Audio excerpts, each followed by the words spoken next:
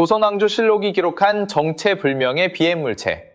1609년 9월 22일, 강원도 하늘에 정체불명의 물체가 나타났습니다. 큰 동이 같기도 하고 세숫대야 같기도 한 이상한 것이 하늘을 가르며 날아갔습니다. 소리는 우레와 같았습니다. 이것은 소설이 아닙니다. 조선왕조실록에 공식적으로 기록된 실제 사건입니다. 그리고 놀라운 사실이 하나 있습니다. 이런 기록이 실록에 100건이 넘게 남아있다는 겁니다. 역사 속 풀리지 않는 미스터리를 파헤치는 채널, 오늘도 시작합니다.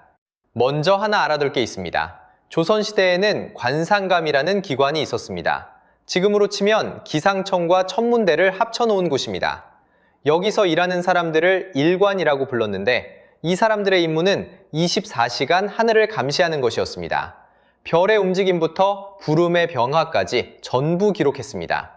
별똥별이 떨어지면 유성이라고 적었고 혜성이 나타나면 혜성이라고 적었습니다. 그런데 문제가 있었습니다. 가끔 유성도 아니고 혜성도 아닌 정체를 알 수 없는 것이 나타났던 겁니다. 이들은 그것을 어떻게 기록했을까요? 세종실록에 이런 기록이 남아 있습니다. 하늘에 은병 같은 물체가 나타났다.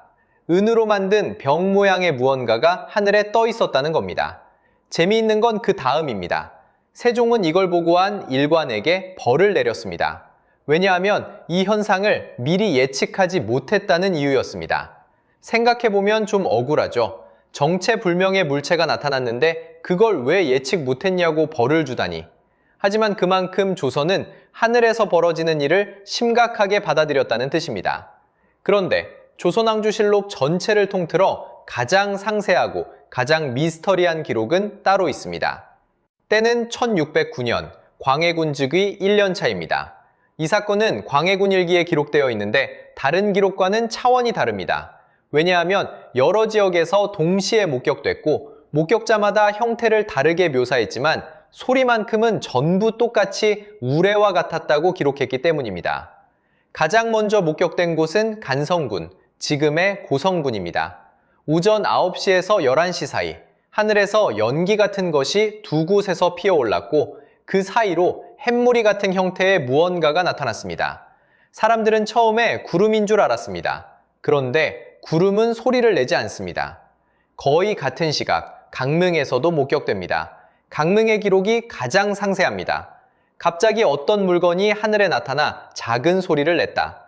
형체는 큰 호리병과 같은데 위는 뾰족하고 아래는 컸다. 하늘 한가운데서부터 북쪽을 향하면서 마치 땅에 추락할 듯 했다. 호리병 모양이라는 겁니다. 위는 뾰족하고 아래는 넓은 형태. 이 묘사를 듣고 혹시 어떤 모양이 떠오르시나요? 맞습니다. 우리가 흔히 아는 그 모양과 꽤 비슷합니다. 시간이 지나면서 목격 지역이 바뀝니다. 정오 무렵 춘천에서는 큰 동이 같은 물체가 화살처럼 빠르게 날아갔다고 기록합니다. 그리고 오후 1시에서 3시 사이 양양에서 마지막 목격이 이루어집니다. 세숫대야 같은 둥근 빛나는 물체가 하늘에 떠 있었습니다. 그리고 그 물체는 갑자기 둘로 쪼개졌습니다. 하나는 동남쪽으로 사라졌고 나머지 하나는 제자리에 떠 있다가 연기처럼 흩어졌습니다. 정리하면 이렇습니다. 오전에 간성과 강릉에서 나타난 물체가 춘천을 지나 양양까지 이동한 뒤 둘로 나뉘어 사라진 겁니다. 여기서 이상한 점을 짚어보겠습니다. 첫 번째, 목격 시간이 너무 깁니다. 오전 9시부터 오후 3시까지 약 6시간 동안 관측된 겁니다. 만약 별똥병이었다면 이건 불가능합니다. 별똥별은 길어봐야 몇 초입니다. 두 번째, 조선시대 사람들은 별똥별을 몰랐을까요? 아닙니다. 조선왕조실록에는 유성이 떨어졌다는 기록이 수두룩합니다. 관상감의 일관들은 유성과 다른 현상을 명확하게 구분할 수 있었습니다. 그런데 이 사건만큼은 유성이라고 적지 않았습니다. 세 번째, 물체가 둘로 쪼개졌다는 기록입니다. 하나는 사라지고 하나는 멈춰 있다가 사라졌습니다. 유성은 쪼개질 수 있지만 쪼개진 후 한쪽이 멈추는 건 설명이 안 됩니다. 물론 현대 과학은 이 사건에 대한 설명을 내놓고 있습니다. 가장 유력한 가설은 폭발형 운석 낙하입니다. 대기권에 진입한 운석이 마찰열로 빛을 내며 타들어가는 현상이라는 겁니다. 연기와 흰 기울은 운석 연소 잔해이고 우레 같은 소리는 충격파라는 설명입니다. 실제로 광해군 일기에는 이 현상을 영두성이라고 적은 부분도 있는데 이는 낮에 떨어진 유성이라는 뜻입니다. 일부 학자들은 이미 이 현상의 정체를 알고 있었다는 뜻이죠. 하지만 반론도 만만치 않습니다. 운석이라면 낙하 지점에 운석 파편이 있어야 하는데 단 하나도 발견되지 않았습니다. 그리고 한쪽이 멈춰있다 사라졌다는 기록은 여전히 설명이 안 됩니다. 비슷한 기록은 또 있습니다. 1711년 숙종실록에는 경상도 김해와 양산 등 6개 고을에서 동시에 목격된 사건이 기록되어 있습니다.